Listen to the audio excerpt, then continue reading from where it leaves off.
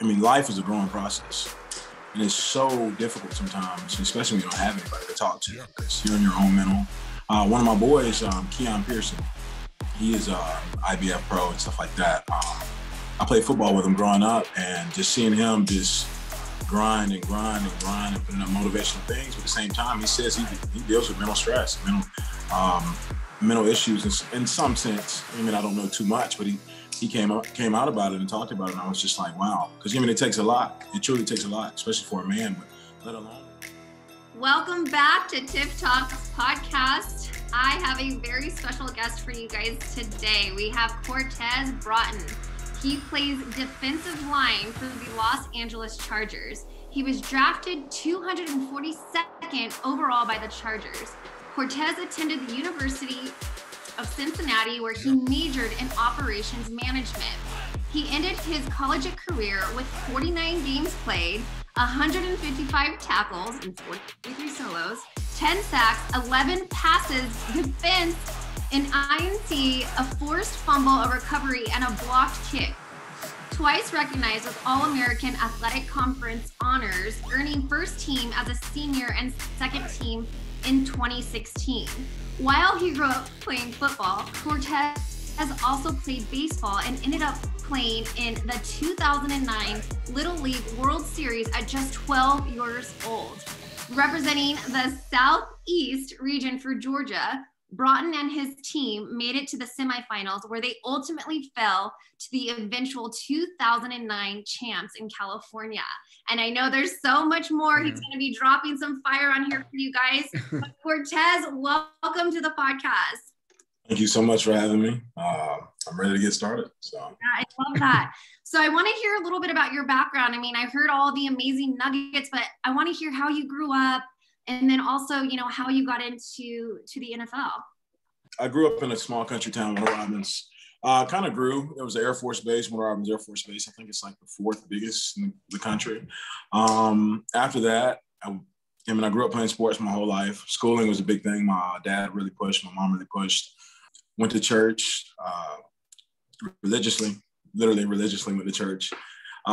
We used to always we had a big yard, so it was like about an acre of land and pecan trees and all this stuff, but the trees were lined up in a situation where we could play football and have friends over and stuff like that. So I grew up playing football on the field, and just, I mean, the whole neighborhood would come over plus friends. And, you know, I remember one time I was laying in bed and I just dreamed. I promise you I had a dream.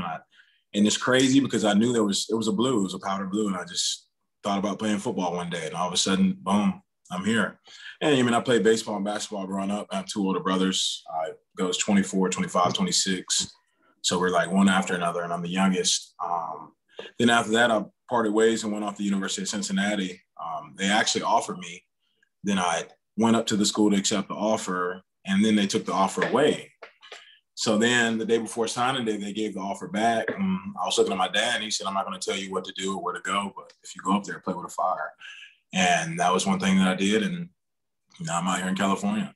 So, and then I had another situation where I was in class, and I was sitting in the back. Usually I do sit in the front. But I was sitting in the back of class, and I was just sitting here thinking, I'm like, I would really love to live in California one day. And all of a sudden, boom, it just happened. So I feel like God ordains my steps in a certain manner, but I don't know, it's just certain things happen, and I just have the faith and trust. So I love that. Yes, God above all, right? He really does have a path for you. But it sounds like your parents really were there for you, you know, since a young boy, and they really helped create that structure. And I love that they considered God as your forefront. Mm-hmm. So growing up, was that a great experience for you, having that support? And then also, were your two brothers the same as you, or were you guys quite different?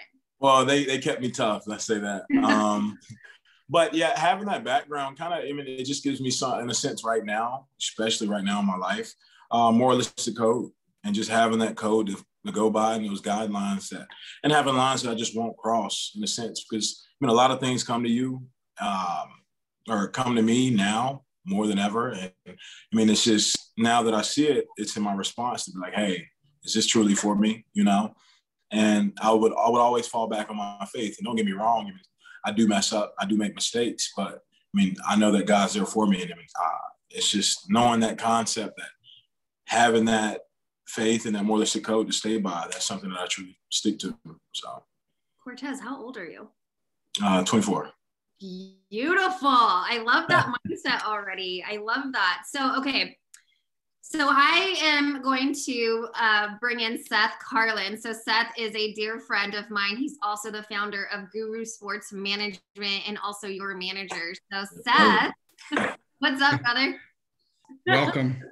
Thanks for having me as well. I just wanted to bring you in really quick because I was at the gym and Seth kept telling me, he said, listen, I love your podcast.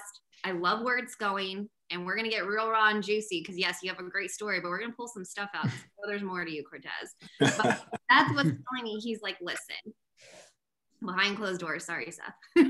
That's fine. Cortez is one of the most humble people that I know. He has a heart of gold. He loves to serve. He has a wealth of knowledge. I feel like he hasn't really been able to have a platform to be able to actually use and educate the masses. So that's what today's going to be about. So, Seth, I want to hear a little bit about your background, how you got into sports management, because again, you guys are both very young.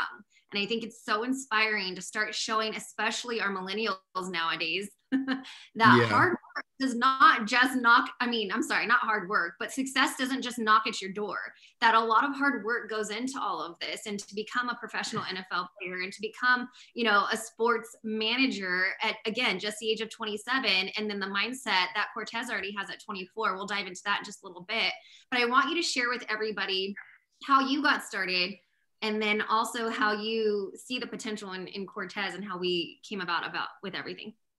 Yeah, absolutely. I mean, I think to start, why Cortez and I have such a good bond is because we are kind of similar in that aspect about just working hard. And, like he didn't get where he is on accident and I didn't get where I am on accident. But, it's a great question. And I've actually haven't been asked this in a while, but it's funny.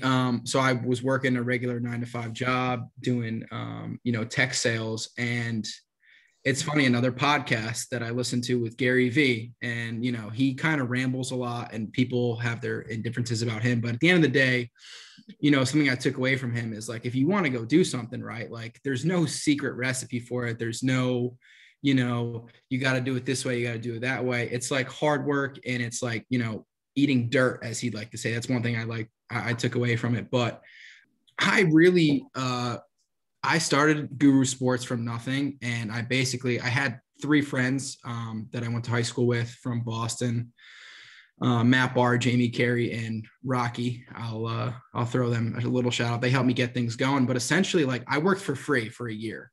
I was working for a CrossFit guy named Ben Alderman in Sacramento, and a good friend of mine, Yogi Farrell, who is with the Clippers right now. And basically just kind of helping them get started with their own personal brand. Ben owned a gym, so I was helping him market the gym, helping him market himself, reaching out to companies. And then Cortez's agent kind of saw what I was doing after the year and said, hey, like, I kind of want to hire your company to come on and do marketing for my guys. And basically, Joe Linta opened up the door for me and gave me access to his players, which then I developed relationships with, AKA Cortez as well. And really just started to like even work harder for each guy. Like each guy is like, I don't know, like a piece of art almost, right? Like you got to figure a way to market them and, their personalities, their likes and dislikes. And there's just such a whole other side to sports and to, the entire business that a lot of people don't get to see. And people just think, oh, you're an agent, like you're doing, football stuff, but it's not. Like, there's so many different things that Cortez and I have done, whether it's, fly planes or, talk to the kids about doing stuff, different ways to work out, different ways to, work with brands, whether it's, Instagram or YouTube or stuff like that, starting businesses, cryptocurrency. Like there's nothing that we haven't really kind of like dove into, because him and I, like, we like to just taste different things and really like, we just want to, let our mind kind of expand and, just learn new things and find new ways to be creative and innovative. That's literally what we're both about it. And, I know I'm going to be successful in what I do because like, it's just, my mind doesn't stop thinking, and he's the same way. Like if he didn't play football, he'd be doing something else, making millions of dollars. And that's just the truth. So And I think, again, that's why we're just such good friends at the end of the day, because like we both have that mindset. And like, I'm somebody who, believes in keeping a tight circle and keeping people in your circle that inspire you. You know what I mean? Like, again, I essentially work for him, but, he kind of kicks me in the ass when I need it, and same for him. I'll kick him in the ass when he needs it. And, we inspire each other. We keep each other motivated, keep each other going. I've met a lot of his friends. He's met a lot of my friends, and, it's a family. It's definitely a family. Guru Sports is a family. His agency is a family. And then, if you're in Cortez's circle, he treats you like family. So that's why I think, everything's just going to work out for us. So I love that. I just got the chills when you said that, because it really does, at the end of the day, it does matter who your circle is, because they're either going to, pull you up or drag you down. And yeah, like I said, behind closed doors, Cortez, you've got a solid man, and this is where it all starts, is creating that trust. But you guys, I don't know, again, this is my entrepreneur heart coming out. I don't know if you guys caught what Seth just said, but it was a huge nugget, is that he worked for free for a year. And when I mentor people in this space, and especially once they're kicking a business off the ground or starting a virtual franchise or any sort of side hustle, the number one thing that I say is be prepared to make $0 for the first year. You never know, you just never know. It could kick off, or it just be prepared. And the reason I say that is because I say, do the hard work up front. And if I told you that you're going to make $0 for the first year, but by year 2, you're going to be on your way to a 6-figure income, would you do it? And 9 out of 10 people always say yes. So that was a very, very great thing that you said, to teach others in the process of entrepreneurship. And when you're growing, is that you put the time in and you just didn't give up. And but the problem is that people, your second question, or your question to them is like, okay, the second year you're going to make 100,000, but 9 out of 10 times they don't know that they're going to make it. And usually they give up. You've seen that meme where it's like, the dude's digging for diamonds and he's like so close. And then he just goes the other way. It's like, don't give up. And I honestly, like, I saw that probably a couple of years ago, that meme. And I've just always kept it in my head, honestly, because that's it. It's like, how close am I to that one break, and same for him, one play away from, So. Yeah. And another powerful thing that I heard you say, and I'm going to bring Cortez back in, is, and I just had a podcast on my last podcast, guys, go listen to it. It was with Dr. Irene Lambris. Okay. This woman is a multi-millionaire, and she did that outside of being a doctor. Her number one source of income was not being a physician. And she's a triple board certified New York physician that lives here in Las Vegas. And she told me the only way she was able to actually start making income was she had a side hustle, and she did real estate. And she started basically flipping homes, and she would buy a home, rent it out, and do that same process over and over to pay off her school debt. So hearing you guys talk about cryptocurrency, doing other sources of income while you're in the NFL, that's very, very important for the masses to hear, because you can only play sports for so long. Like you heard my story in the beginning, I retired at 26 in the IFBB because I was so unhealthy. So, and you just never know what could pop up between injuries, or between, getting sick. You just don't know what will happen. So having that second, or a plan in general, but some sort of source of income outside of that is so smart. So I want you to talk a little bit about that, because I do know that you did have a little hiccup in your career and you got sick. And so can we go back to that time in your life, that when you were sick and you had to work yourself all the way up? Yeah, it was a little different. I wasn't expecting to get sick. Like, it's just something that happened. It wasn't like I was out partying and all this. I think I got it from a guy just sent me a friend, and we were just hanging out. And I mean, it is what it is. But I had to play the following week, and I knew something was off in my body, because I was sitting in meetings, and I just kept like dozing off. I'm like, I can never focus, and I couldn't focus. I couldn't muster up the energy. I would fight through practice. My spleen and my liver was enlarged, so my back was just aching 24/7. I remember we played the Tennessee Titans, and then I knew something was off, but the day before we went to like a Brazilian steakhouse with my mom and my dad, because they drove up. It was probably like a 4 or 5 hour drive for them. And we're eating, they're eating, and they were asking if I was hungry. I was just like, I don't know, I'm not really that hungry, Mind you, At the time, I was probably like 290, 295, big kid. Like, I want to eat, like everything. So I want to eat. Trust me, I want to eat. But my dad, and they knew something was off. But I told myself, I was like, let me just get through this game. And after that, then I'll just do a full diet. I'll go to the trainer and do a full diagnostic on my body to see what was wrong or what was bothering me. And all of a sudden, they told me what I had. And I was sitting here. My GM called me. He was like, hey, I've had it before. Trust me. Like, take care of yourself. And in that process, I really think that, God puts you in positions to where it's like, you don't always know the outcome. You don't always know the plan. And then a concept that, some things take time. And within that process, it actually gave me time to develop my body, develop a routine, learn how to work out, learn how to eat, know where to put my money, and it's just, in a sense, to have that structure to be like, hey, I have this time to, and I'm going to use the time. I'm going to make value out of it. I have to make value out of the time that I'm given. So in that process, I was just like, hey, well, let's do this, let's do that. And financial literacy was the biggest thing for me coming out of college. There's a guy named Nick Bowes that I worked with, and he was the CFO of the University of Cincinnati, the athletic department. So I'd always go up and we'd go over budgeting. And I was in college, and it was something I really told myself, like, hey, I need to be strict to this because, if you can't manage a lot until you learn how to manage a little. And that was one of the biggest things that stuck with me. So coming from that concept, I just used that time and said, hey, God, whatever you're doing. So I'm just going to make the value out of what I've been given and just go from there. But then it kind of structured me in a way to where I could find those pieces and find that family unit and that knit to bring together.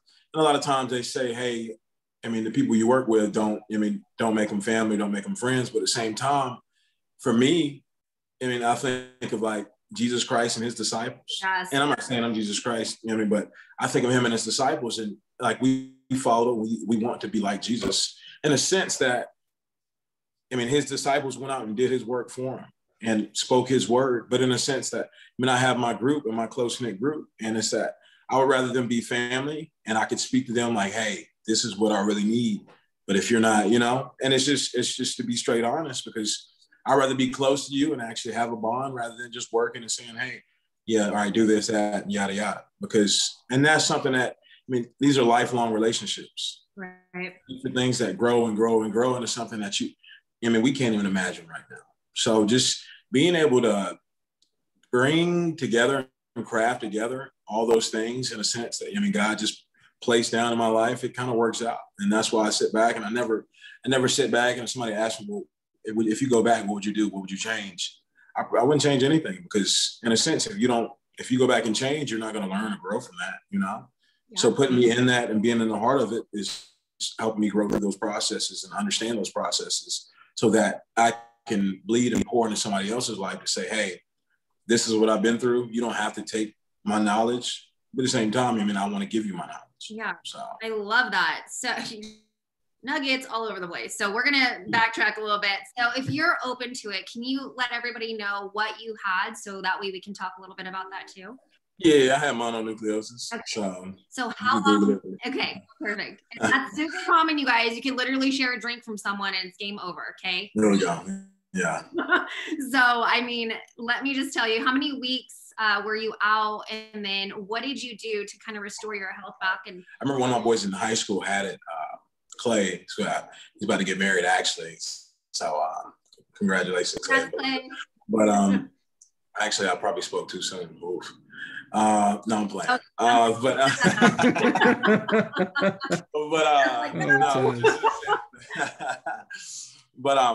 Just in that process, I really just sat back and I took care of my body. It was different because, I feel like in college, I learned how to just understand my body on all spectrums. So if something's off, I'm like, all right, this is off a little bit. Oh, I'm feeling this. Oh, why is this a little tight? All right, let's loosen it up. And in that sense, I couldn't identify what was wrong. But I knew I had to play, because if I didn't play and I just sat out, that was one of the things to me. So, but after that process, it was just, I was out for the rest of the season. But even then it was just that, just understanding, all right, then I had to start doing body work. What body work do I need to get done? Let me think what else. Because in that process was a little different, but right after, then I started to learn, because then I had a knee scope done. I had a benign tumor, you know? So it was back-to-back things. So I had mononucleosis, and then next I had a PVNS, pigmented villonodular synovitis. I had a benign tumor in my left knee, and I'm sitting there, I'm like, okay, what is going on, you know? But in the time, in the midst of trouble, in the midst of a storm, I didn't go like, why God? I'm just like, you know what? Let me just trust. Let me keep working. Let me keep working. And it was crazy because the second month I was in there training, I was doing my PT. I mean, obviously no players are there and stuff like that. It's really just a training staff. I was doing my PT. Kobe walks in. And all of a sudden, yeah, I promise you, a week before what happened, and he walked in and he was like, what's up, youngin? And I'm on a machine on a knee lags, and I'm laying down on my stomach. And I'm like, youngin. I'm like, who the hell? And this is what I thought. Literally in my head, I'm like, who the hell is calling me youngin? And like literally, I turn around and it's Kobe. I'm like, oh snap! I'm like, that's Kobe Bryant. Kobe. Yeah, exactly. I was like, oh snap! Like, so he walks in, does what he has to do, and all of a sudden he comes out and he's like, hey, keep working, and just walks out. And then I just sit in the concept like we talk about is success is not given. You have to keep working. You have to keep working. So after that year, I was able to go back home during that the COVID crisis, and being able to just go and spend time with my family. I was at home for about a month, 2 months, just working out, just being around my family. And all of a sudden I told my mom, I'm like, hey, I got to go. I told my mom and dad, I'm like, I need to leave. I went and found a place because I was living with somebody at the time, but I found a place for myself and really just branching off and structuring to be like, hey, I need to be by myself. I need to work. I need to grind. I need to learn how to do it. And I need to teach myself how to do it, let alone ask questions, because I mean, you can't learn if you don't ask questions. And they say a closed mouth doesn't get fed. So that's one thing that sticks to me is that, I mean, I know I talk too much sometimes. I'm probably talking too much right now, but even in a sense that I'd rather ask questions and get that information. I remember I had one coach, he would always be like a politician on a mission. That's what they always call me. So I just stick to that. So, but that's that. Rest in peace, Kobe. He was such a great man. You know, I had the pleasure of meeting him as well, and just such a humble person. And, you know, one of the biggest lessons I've ever learned from him is, and I'm sure you're going to relate because you're in that space, is you're going to go through seasons, and it's about how you come out of it. You go through it, right? And I love that you use Jesus as an analogy because, or a lesson I should say, is yes, I mean, he went through the ultimate sacrifice for all of us. And it's our duty as children, you know, of God and followers of Christ to continue that mission that he's put out before us. And, you know, Seth said something really powerful about that meme where, you know, they're digging for those diamonds and they give up right before. And it's the same thing, it sounds like, on your end, is the one thing that you knew is like, all right, I'm going through this season of my life. It's happening for me, not to me. And it's teaching me something in the process. And you kept going. So I hope you guys are really taking note of, from a professional athlete to a sports manager to another, you know, professional competitor and podcaster and entrepreneur, like we're all in that space. The biggest thing, you guys, is to never give up. And whatever you're going through is to remind yourself that you're going through it for a reason, and you're going to come out. Just like every storm that we weather, there's always going to be that rainbow at the end of it if you just go through it. And that was so powerful. And you said a couple of things too, because during the COVID crisis, that really did have an effect on so many people. And I'm sure your guys' mental health has been tugged at and pulled at. And I know that's a lot for you because you don't have a freaking audience. Like, you go to your games to have your audience. I know that's a huge, I mean, I would be pissed. I'd be kicking rocks and pissed off, like, you know, but I want to talk about, like, how did you get through that? And what are your feelings, thoughts, emotions around all of that? To me personally, it really doesn't faze me. And the reason I say it is because, I mean, I've been playing sports since I was a kid. I mean, I've been playing games since I was a kid, and to just go out and be able to play still, that is one thing that's just the ultimate blessing, you know? And I mean, you know, people are watching on TV and all this stuff, but they'll pump in crowd noise. But in the concept that, I mean, some people are like, oh, I never played without fans, yada, yada. I'm like, man, I've been playing this game since, I mean, I was yay high in my front yard, you know? And that's the thing that comes to me, is that it doesn't really matter, because I have another opportunity to go out there, and I'm blessed. I'm truly blessed with another opportunity to go out there and play, because, I mean, this sport is a gruesome sport, but being able to stand up and go play it, that's something that I'm really grateful for. So Yeah. What do you do for your mental health? Do you focus on personal development? Do you have something you read? What's your morning routine? Pray. That's one thing. Another thing is sometimes, there's some simple things you can do, but it's really, like you say, mental health, but it's really the mental strength aspect, because you're going to have a lot of things that come to you. You're going to have a lot of things that phase you. And it's like anything, somebody cutting you off could just, I'm looking outside, looking at cars driving by, but somebody cutting you off could throw you off track and could just put you in a negative mindset and be like, so as soon as something like that happens, I promise you, I'll literally be on the road. I'm like, Lord, forgive me. And I'll keep rolling. But in a sense that sometimes you get carried away, but I know. Lord, help me with my judgment. I'm sorry. But even then, even judging, I'll be talking to friends sometimes, and we start depicting somebody else, and hey, well, I don't know why they would, but at the same time, you can't put yourself in somebody's mind. And another thing that I always think, I'm like, well, who am I to judge? Yes. Because in the end of the day, and I used to want to, I see Judge Judy on TV, and sometimes I still want to strive to be a judge later in life. But, I sit back and think, I'm like, who am I to judge? So it contradicts. It's paradoxical, but in a sense that, it's other things I do for my mental health. It's just, certain breathing exercises. You can literally just lay down and just, 3 in, 3 out, or 3 in, 3 hold, 6 out. And it's in that concept of just really just trying to relax the body, because everything is a mental and spiritual battle.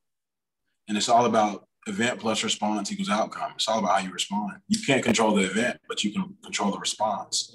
And you might not always get the outcome you want, but it will probably enhance the outcome that you're going to get based off your response. So. Well, what can you say to the kids? Because, I think you're such a huge voice. Just hearing you speak even more, it's just, I'm so proud of you. I'm proud of you, younger generation, because of the fact that you're showing others, through faith, especially, and through hardship and through every season of your life, you're still coming out on top. But what can you tell the kids out there right now going through it? Because I know, and we're experiencing this in our own home, is at home schooling has been one of the biggest depressing things that children have experienced. And it's worldwide, and especially in the United States right now, you're just seeing a lot of kids develop depression. They're having a hard time at home focusing. What are some things that you can tell, that younger generation to get to the level that you're at of, how to get through those small little hurdles and never to give up? That is actually a pretty difficult question. And the reason I say it is just because there's so many different factors that come into that answer. You're fine. Couldn't stump you. So no, I can help him with that though, because I was gonna say, hey, you need some help? I can help. That didn't stump you. So I said, no. Yeah, you're right. But you're fine. I can work my way out of it. I'm still digging for dollars. That was a betting woman. We should have betted on that. Hey, it's not over yet. One of the biggest things is that, I know that a lot of families and a lot of kids are enclosed in, there's these tight-knit spaces and they can't really leave their houses. A lot of kids don't have yards to play in. You got to think in certain areas of this country. You think of New York and all these certain areas that, and they're closed down. They can't really go outside and play with friends. You have to wear masks. But the world is evolving in a sense that you really, sometimes it's on the parent, but then a lot of times kids don't have those parents. A lot of times kids don't have those outlets to look to when their parents are at work, their parents are doing this. But find something you truly love. For me, it was going outside and playing. I truly love playing. I'm a big kid, to be honest. I'm truly a big kid, and I will never lose that sense of being a kid. But always be a kid. Always find that in a kid. But find something that you truly love. But another thing is that if somebody doubts you and what you want to do, don't let that deter your thought process, Even, I remember I told my dad, I was like, Dad, you're going to see I'm going to be in the league one day. He looked at me, he said, this is exactly what he said. He said, just get your degree. And I got my degree, of course, but because I was going to leave school early, but I didn't because I stayed and I got my degree. But he told me, he said, just get your degree. And I'm like, all right, Dad, I'm going to show you. And he loves it. He loves it. I love every time he comes to the game. That's the one thing about the games that mean, if my parents could have came last year, that would have been amazing. But I mean, just looking forward to this year. But find something you love. Don't let anybody try to bring you down because, I mean, it happens a lot of times when you're kids. I mean, you have those kids who bully, you have those kids who doubt you. The biggest thing for me was like, I'm like, okay, you doubt me? Yeah, all right, I'm gonna show you. And another concept was because one of our brothers was, jumping 7'2" out of high school and high jumping. So I would see him do that. But then my dad would tell me, like, one of my uncles was a Harlem Globetrotter before. So I knew I had those abilities. Mm-hmm. And even if you don't even if you don't have that history in your family, you could honestly just say, hey, I'm gonna work, and I'm gonna keep working, and I'm gonna keep working, and I'm gonna grind. And the biggest thing for me is just that you gotta have fun. If you're not having fun, if you're a kid and you're not having fun, you gotta find a way to have fun. So that's the biggest thing for me. But go ahead, Seth, touch up, help me out. Yeah, that was good. That was good. Yeah, no, I think Tez makes a great point.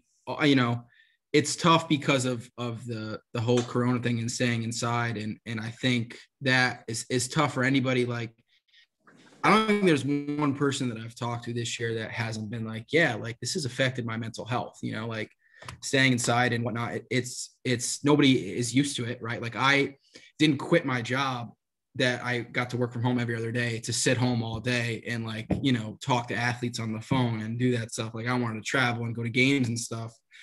But I'm going two different places with this, one, to get where you want to get and do something that you love with it, to touch on what Cortez said is literally, you need to go out and try different things. You need to go out and just figure out what makes you happy. Like you said, and what are you going to do that you wake up every day and have fun doing? Like, I'm on the phone, whether it's 6 o'clock in the morning or 12 o'clock at night. Right. But I'm not like sitting there like, oh, I got to talk to this person. I got to do this. I got to do that. Like, I love what I do. So I don't think I work a day in my life, but to stay healthy and like, sometimes I call you and you get pissed off. I'm probably calling you too much.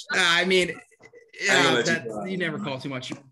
Well, and then to go off of like, okay, during coronavirus, like how do kids, stay focused and don't go crazy? Like my thing again, and I'm not saying that I'm perfect, at this because I didn't do this for the full 8 months that we were quarantined, but like for a good, 4 or 5 months, like, I worked really hard. I did what I could do from the computer. And then also like the internet is such like a tool that people don't use about like going and, researching and, communicating with people and just educating myself on different things, whether it's financial stuff, whether it was, just like how, the new stadiums are going to be and fans and just figuring out ways to be more creative in marketing. Like what are other companies doing during COVID to make money, and how can I implement my athletes and what I'm doing with what they're doing, and like just getting that sense of knowledge. Like, did I want to do that? Absolutely not. Like, that's not fun to me. I want to be at his games talking to the PR people saying, make sure you get a good photo of number 91, like, and just like being, traveling and shaking hands and stuff. But again, he got sick and he had to stay home. Like the whole world got sick and I had to stay home. So like, again, it touches to what he said, right? Like just preparing myself.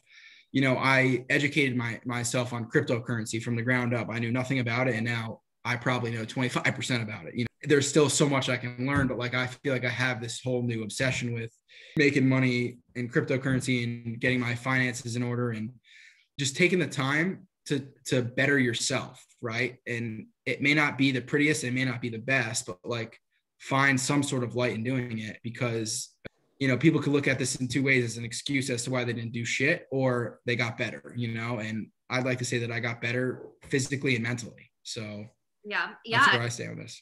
When we say the year of 2020 was a sobering year, we've said that earlier in my podcast, it really opened your eyes. And, I always say we're going into 2021 with 2020 vision, because of what happened. And it's either I saw a lot of divorces happen during that year. I saw a lot of couples splitting up. Friends no longer, being friends, businesses being, completely shut down. It was just, if you weren't prepared for 2020, I think that really opened up a lot of eyes as to what you get to start doing differently this year.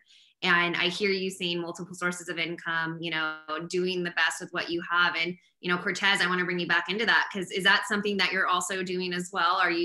What would you be doing outside of football? Let's just say they decided to shut it all down again. Well, my background is in operations management and logistics. And the biggest thing is, things are shut down. One of my mentors was one of the founders of Linebacker, Dr. Ellis. So I met him in college, and he introduced me to a guy with Aegis Logistics named Daniel Scher. So that's probably one thing that I would jump into just instantly, just because that's something that's my niche, I know. And I'm also detailed on risk analysis and project management. And the biggest thing for me is that, I would just jump into one of those windows and just ride with it, because that's something I love to do. And that's the part of my dad saying, hey, make sure you get your degree. Yeah. In that sense, that having that degree to prepare me to say, hey, I can just jump into this field. And another thing is I'll probably go back and get my master's. I would look and see what I want to do, because I want to learn about so much, but I don't know exactly what I want to broaden my knowledge in. And you can continue to learn, especially with the NFL. They have a lot of things that are placed to where you can say, hey, I just want to go back to school. And they pay a certain degree of, I'm trying to think of what it is. Each year, your account goes up, your allowance goes up. But in that sense, to just use that time to go back. And then I have some externship programs. And usually it's an externship or internship, however you want to put it. But now they just did Zoom calls and Zoom videos just because of the COVID thing. And just using those resources, because the biggest thing is you work so hard to get to a certain point, and it's that you have these resources, and if you don't use your resources, but a lot of times it's that you have to be open to those resources, open to that knowledge. So a lot of times you get the emails, you get information, you look at it and you just get rid of it. And if you're not taking that information and growing with it, or taking that information and saying, hey, well, at least let me pick out 4 out of these 28 things to do and say, hey, well, I allocate my time to do this. And even that time before, it kind of prepared me. The guy I work with now, one of my financial advisors, Luke Yango, just having boom, setting up an allowance, saying, hey, this is your in-season budget. This is your out-of-season budget. This is your emergency fund. This is what you need to put over here. This is what, and for him to branch it off. And now my mind is working in different frames to say, hey, well, this is here, this is there. All right, this is not being touched. This is, of course, for emergencies, and everything else. I'll have a travel budget. So if I want to go travel, I'll just go off, base it off of that. And it's really just having the structure and creating a structure. So and having a plan. Yeah. So I was prepared. Yeah, I was prepared. I love that. And again, at 24 years old, I think that's very powerful. I was not in that space at 24 years old. I had to learn very quick. Yep. So I love that. Now, going to basically everything that you just said, I hear sacrifice. I hear sacrifice. And there's going to be times where you've had to say no to the party, or no to, seeing family members. I'm sure at some point, going back to Kobe, he said, yeah, there's a huge part of what we do in order to stay successful. A huge part of it is sacrifice, other than being able to be home with your family. And even then, he didn't get to see Vanessa and his kids for months on end. And so with you, is that the season that you've had to go through and you're currently in? Is that your season of sacrifice to be able to do everything that you have your heart set on? Well, I think I would say life. Through life, I've had to sacrifice. It is what it is, but sometimes I sit on my couch and they say don't critical think anymore. But that's one of the biggest things for me, because if I don't critical think, you can teach yourself. And it's crazy because the brain is constantly working. And I was talking to one of my friends one day, and he was saying, do you ever think that, or he brought up this scenario, but it was true. He was saying that you could sit here and, you try to think of a solution in your head and you just can't think about it. You can't think about it. So let's say 3-4 days go by, you're doing something, all of a sudden, boom, that answer pops in your head, because your brain has been working. You've been thinking about it constantly. There's always going to be a solution. So in everything that I do, I think of, hey, there's going to be a solution. Finding those solutions, but a lot of times sacrifice comes with, hey, in college, a lot of people want to go out. A lot of people want to party. To me, I was able to pull myself away because, hey, obviously I'm a boy. I'm a guy. I play games. I play video games. but it brought in a positive aspect. What if women play video games? Excuse me. Well, no, it's not. Yeah, I'm just joking. The majority. I'm not I'm kidding. Don't put me in that door. So, but in college, it was neat because say however many miles, 500 miles away from home, I got all my friends in the town that I grew up in. We're just playing games, and I'm like, hey, well, I'm not going out tonight. I'm on the same time zone. I'll just sit here and play the video game with y'all, And it was that I could find resources, or I could go hang out with some friends that really didn't go out too much or didn't party, in the sense that it brought me away from the realm of football, but as well as making that sacrifice and not drinking, not putting the stuff in my body. It's that I had the outside sources. I had those friends that are just, didn't have anything to do with sports. It was just, normalcy, and a normalcy to me, because it's like, hey, I'm not thinking about ball, because sometimes I'm alone. That's all I think about. It's just constantly just runs through my head. And now it's those sacrifices you have to make. It's just like, this in the same kind of boat. It's the same kind of boat. Or, friends want to day drink and day party and do all this stuff. And it's like, I can't. Well, even now, I'm like, some friends want to go on vacation, and they want to do certain things. I'm like, hey, I need to allocate this time for myself. Like you were talking about your how your age was ahead of your mom's at one point. So the biggest thing for me was that I did my genetic code, and I did my in body and my out of body, which you were talking about, saying like internally I'm 20 something years old, and externally I'm a certain age. And from that standpoint, I told myself this year, I was like, hey, because last year I was at home for a good amount of time, but I told myself this year, I need to come out to California. I have my own place. I went back to see my family right after the season for a week, and I told them, hey, I got to go. And it's just treated just like college, because I need to come back here and I need to work. I got to keep working,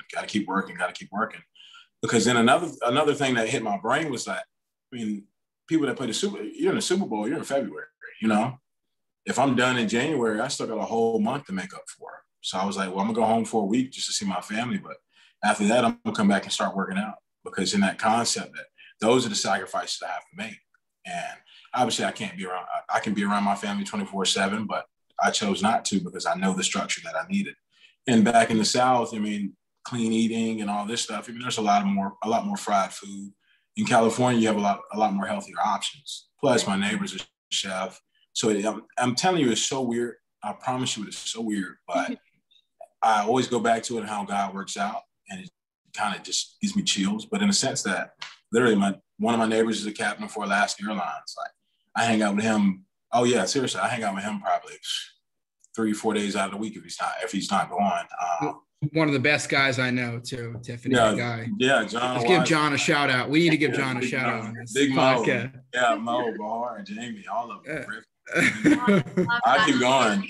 It goes down to the circle. I love that. 100%. And having the inner circle, but it's something I built on, was like, love thy neighbor. It grew up. Yeah. Literally love thy neighbor. And we just, we hang out, we're gonna have dinner 3 nights out of the week, and we're just all around each other. And it's just, it's a good aura. And that's the biggest thing, is having that aura and that vibe to say, hey, that refrains me from going out and partying and getting slaughtered on a weekday, and it's just something that I look forward to. And I don't know, it just gives me that structure. It just makes me, and Seth is 45-minute flight away. Yeah. I live right next to the airport, like literally right next to the airport. So hopefully I'm not giving away my location, but but it's just the way things work out. And like I was saying, my neighbor's a chef. She comes and drops my meals off. So it's just being able to structure and plan things out, but it's being able to see it, because a lot of times people don't see it. And I know I talk a lot, but it's in a sense that it works out. So, and I might bite my tongue sometimes, but I apologize for it. And you move on. That's the way life is. I'm with you. I talk a lot, but I'm very passionate. And if I have something to say, I'm going to say it. 100%. It's Tiff Talks Podcast. But I also respect, political backgrounds and religions, and, respect on all parts. 100%. When I have something to say, I'm going to say it. And it seems like, and I love that. I love it already. But you did say a lot of great things. And I think it was so important for people to understand that it really does boil down to your circle. If you have that negative person in your life that you're 15 years later, you're still partying, you're still doing all of those things. Like at some point you got to grow up. There's a difference. Right. Well, you go outside and play. And then there's your high school self that, you know, can get it together. So. Well, another thing is that, and don't get me wrong, it's that, I mean, if you can go out, and for me, I get so caught up in this concept. Okay, I can't do this. I can't do that. I can't do this. It took Seth. I promise you, it took Seth coming into my life to be like, Tez, you got to loosen up. Like, relax. Like, Tez. And he always be like, Tez. He has a little New York accent, Connecticut accent, Tez. So he says it, and I'm sitting here, and I'm just like, Steph, like, get out of my ear, Steph. But then he brought up, we flew a plane together. Like, literally, he was sitting in the back. He didn't know I was flying. The guy next to me was one of his buddies, Kenny, who is out here right now. I'm telling him, yes, come out here. We had to hang out with Kenny. But he's a flight instructor, so we went up in the air in a Piper, and I mean, I took off, I landed it. We flew into Goodspeed Airport in Connecticut. It was beautiful. And I was sitting here, and I'm like, I mean, yes, those are things of when you're a kid, those are things you dream of. Yeah. And you see planes flying across, like, wow, like, that's pretty cool. And all of a sudden, my neighbor's a captain for Alaska Airlines. Now I'm sitting here and I'm like, okay, what is going on? So you see what I'm saying? That's how I know those pieces are just coming together. And it's just those relationships you build. And it's super healthy too. And I just made a post today. You know, we work so hard as entrepreneurs, athletes, you know, you're an entrepreneur athlete. You know, so a little bit of both, yeah. Yeah. And it's so important to stop for a second. You know, I have a beautiful rose garden outside, and I'll walk by it and literally just stop because so many times we're rushing either to go train or, you know, do whatever we've got to do our daily routines, but we never truly just like stop and enjoy like the present moment. And I think it's so important. And there's a book called Holy Hustle, and I'm just starting to dive into it. And it's just like God, you know, God built the entire world in 6 days, you know, but he gave himself that graceful 1 day of rest. The rest, yes. That just gave me chills. I promise you that just gave me chills. So important to remember that. Go fly the damn plane. Go get out and have fun with your friends. You know right from wrong, but still go play. Go to Mexico. Yeah, go to Mexico. Well, yeah, here we go. You could be more right. No, and it is something now going back into mental wellness. I think a huge part of that is what goes inside of your body. And you talked about clean eating and nutrition, and that's my background for the last, going on 14 years now. I stress the importance of wellness because wellness, every successful person that you know, I mean, there's some that are so unhealthy, but in order for them to get out of the bed every single day to go do what they do, you need to feel good. You need to have that energy. You need to have that right mindset. And in order to do that, that nutrition needs to be not 100% on point, but at least some conscious efforts to get you at least, I would say non-negotiably 75% of your diet should be mindful and conscious because it's going to, you know, show you the production of your day. I mean, you've eaten French fries and nachos. I mean, don't get me wrong, I eat some nachos, but if you do that every single day, how are you going to play? How are you going to perform? How are you going to eat? How are you going to feel? So I want you to talk a little bit about how that has also changed in your life, because it sounds, especially you come from the South, like, come on, that's food. Yeah, exactly. That is food. That's some real food. So it's crazy because Seth told me about this. I mean, he told me about you, and he was like, yeah, we're going to talk about a lot of health too. And I mean, just what you put in your body and clean eating. And it goes perfect with what you're doing right now. So back to that genetic code concept that I was talking about. One of my old teammates hit me up. I played at the University of Cincinnati with him. My captain, and he told me, he was like, hey man, I got something from like a genetic coding and stuff like that. And he knew I was into it because it was crazy because even in high school, I was always that little fat chubby kid, but I always wanted to figure out my genetic traits, you know, my genes, what can I do to enhance, but what do I need to eat? What are my food sensitivities? So with this genetic code thing, I just started doing, it's called ACE Integrative Health with Dr. Ace. And he literally actually got out of a meeting today at 9:30. Well, I started a meeting today at 9:30, got out like 10:45-ish. And we literally just go over my genetic code. I have over about an 800-page report. I had a phlebotomist come take my blood work. I had, what else? Did some mouth swabs to figure out your VO2 max. Where can I benefit the most during this off season? And the biggest thing for me was healthy eating. I love to cook. truly love to cook. That's one of the biggest things I love to do. And I actually went to school at the University of Cincinnati. So my first thing I wanted to be was a chemical engineer, but then they told me I couldn't do it. So, and the reason being was just it interfered with practice schedule. Then I said, well, let's do culinary, because culinary was I love to cook. I used to cook my mom all the time. And to this day, I'll still go back and cook with her. So you about to ask? It sounded like you about to ask. That's a good son. Good son. But even then, so I love to cook, but then they told me it's on a different campus. When I first got to college, I didn't have a car. My parents grinded, they got me a car up there, and it was, that's all she wrote from there. I still got that car. I sit in my garage. So, I'm going to ride until the wheels fall off. So, but even that concept, it's just that during this genetic coding process, it's like, hey, these are certain things you should be cooking with, because now foods nowadays, and the way they're prepared, they have certain pesticides they spray on plants. They have certain things. Pork is a big thing. Pork has ochratoxin in it, which is known to be caused by kidney disease and probably certain cancers. And it's that, in a sense, that I had to educate myself. And obviously, I had to pay out of pocket for it, but it's for that knowledge, for a lifetime of knowledge. And a lifetime of knowledge I can pass on to somebody else, because when I get done playing, I'm big because I have to be big. It's not like, oh, I want to be this big. I'm big because I have to be big. And in a sense that it's like, hey, when I get done, I want to be able to drop this weight down and be healthy. I did a straight vegan diet for 2.5 months. So January, February into the mid-March, I did a vegan diet. I didn't know about this. Well, you never asked. I really don't talk to I tried it for 8 months because I had to for one of my celebrity clients, but that's why I made the food. We'll talk in a second. But even then, by the way, just say again. How was that for you, by the way? It was good. It was really good. It was a cleanse. But I read something in the Bible that said men can't just live off of bread and I think it was just, bread and water alone. It shows, and to me, I really take the words of that Bible to, true faith.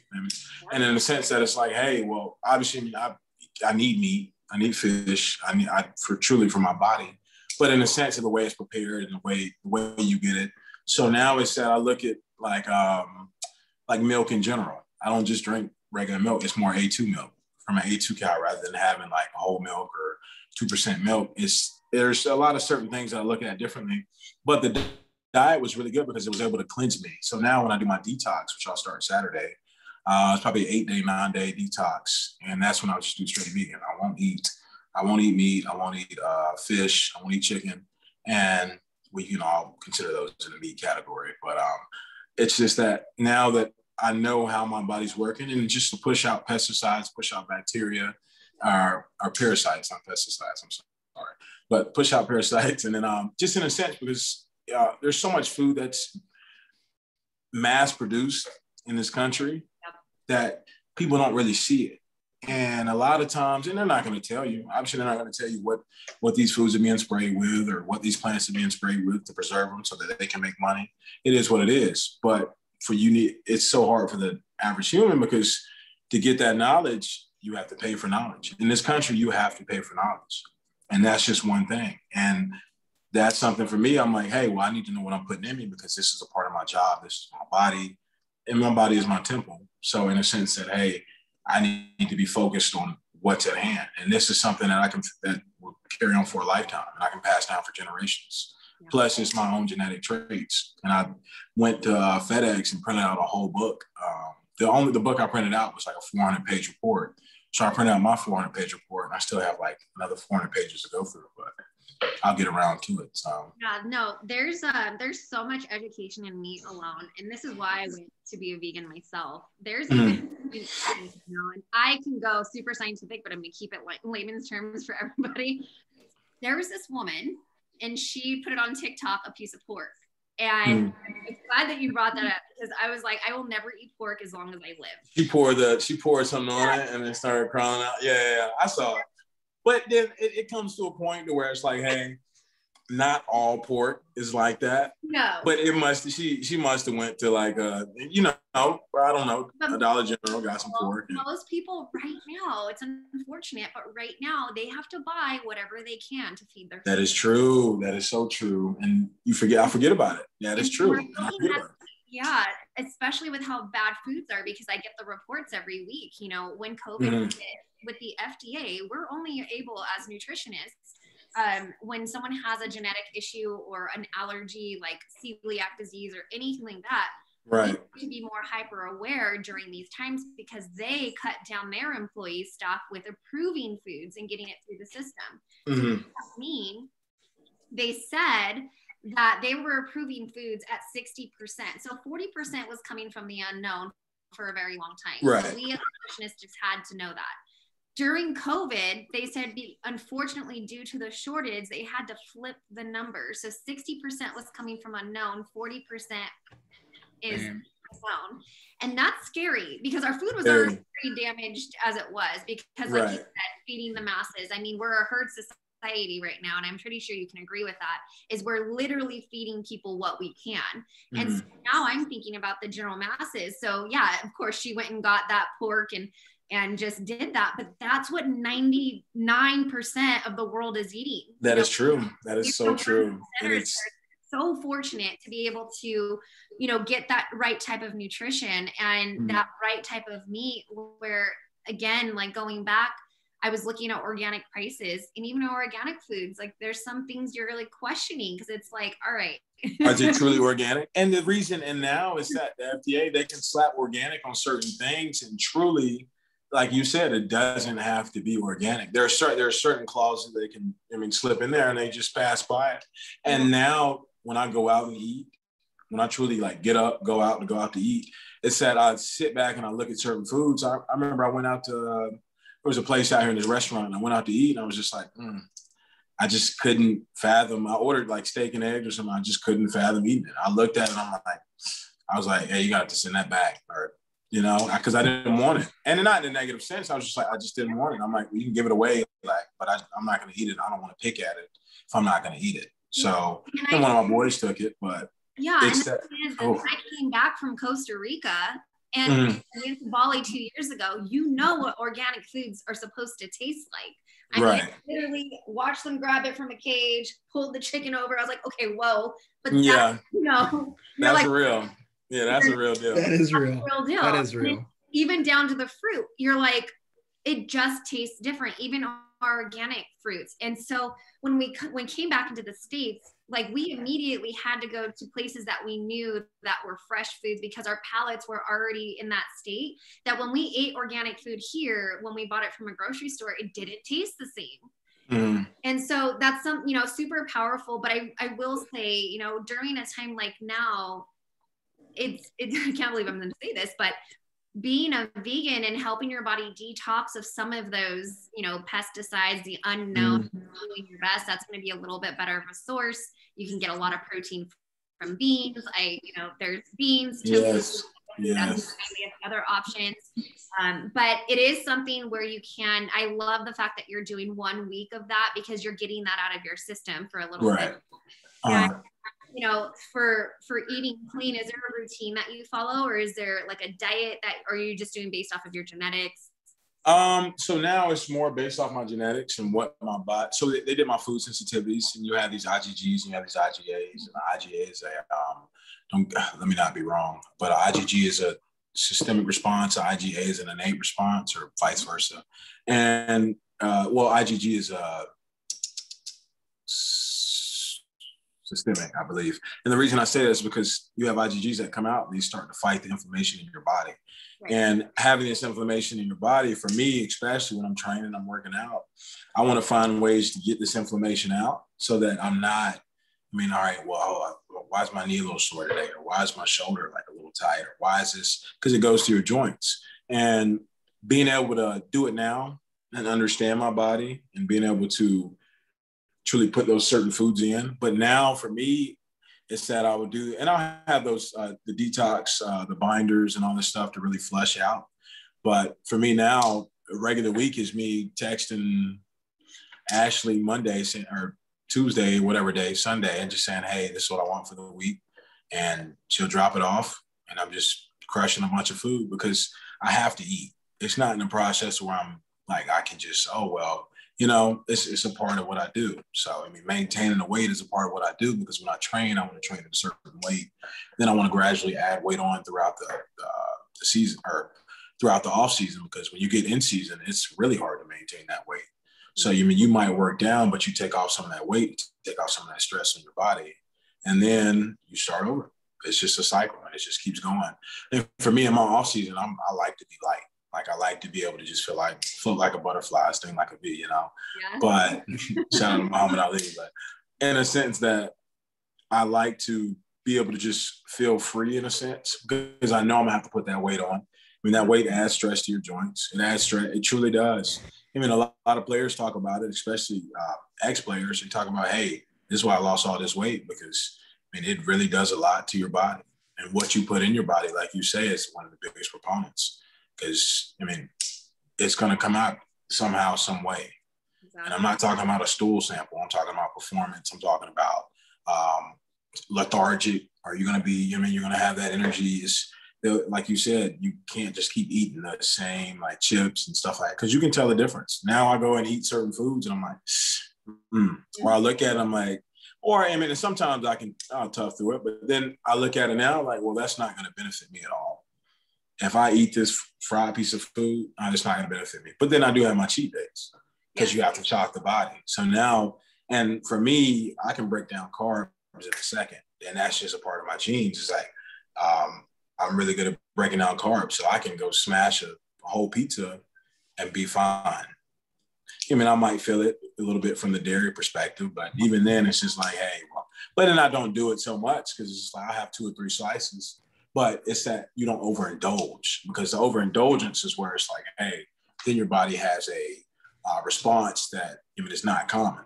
And it's like, all right, well, what is going on? I don't know what I did, but it makes it easier to find out, like, hey, well, I know I ate this, I ate that. I have exactly what I've eaten and what I put in my body.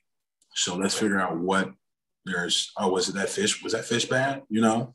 So then you have to be very selective in where you go get your foods from, and where you get your meats and your fishes from. Because, I mean, beans, vegetables, as long as they don't have mold on it, it's still a vegetable, Right. So. No, I love that, man. You are giving so much knowledge to so many. I love your mindset in all areas. Such an honor to have you on this podcast. I feel like you're going to really, be so powerful for so many. But I'm going to ask you now 3 questions. Here we go. Topic. I always ask 3 questions at the end, completely just random questions, but what is one thing that no one knows about you? And it could be weird. One thing that nobody knows about me. I talk to myself. There you go. Boom. I feel like I already knew that. I'm pretty much an open book. Well, no, I'd lie, because I like to be alone a lot. Like, I like to be alone a lot. And it's weird, but it's in a sense that when I'm alone, I get a lot accomplished. And even if it's not, because now, I mean, it's structure in my life. Now I have to build my own structure in my life. It's not, I'm laying the foundation down. I have to structure things. So if I have a lot of outside noise, or a lot of things in my visual, or a lot of things in my ears, I can't really focus on, all right, what's next? Or what can I put here? What can I put there? So having a lot of alone time, and it doesn't have to be a lot, but sometimes, that's why I live alone. If I have that space to where I can just sit back and just brainstorm about anything, that's something that's just, that's bread and butter. That's why I'm scared to get a girlfriend, because she's going to be in my ear, and I'm just going to have to leave. I don't even know that. Yeah, for real. I can wait, So. Well, I was going to ask a different question, but what is next for you? Do you see yourself having a family one day? You tell you they get loud. Family is loud. Well, it'll be different. You'll have a study and whatnot, but for, we'll see. I don't like to rush. I like to just sit back and relax. For me, I don't know. It's just, whatever God puts in front of me, I take it and go with it. Yeah. Because at the same time, it's just, I don't know. I'm chilling. So, The way God works anyway, it's going to be your perfect person. You guys are going to be on the same wavelength, and it's just, Yeah. So what is next for Cortez? I'm going to get up, go make something to eat. I'm just playing. I'm playing. For me, Lord knows. I don't know. Just we'll have to see. I'm just gonna keep doing my thing and just keep grinding the way I grind. And well, another thing is that just build my own routine. Seth really helps me out a lot. And just in the concept, like I was talking to him the other day, I ended up getting a deal with Titan. They were able to send me some stuff, some weight room stuff, and which was really nice. I asked Seth, I'm like, hey, Seth, help me out right here. He's like, all right, do this and that.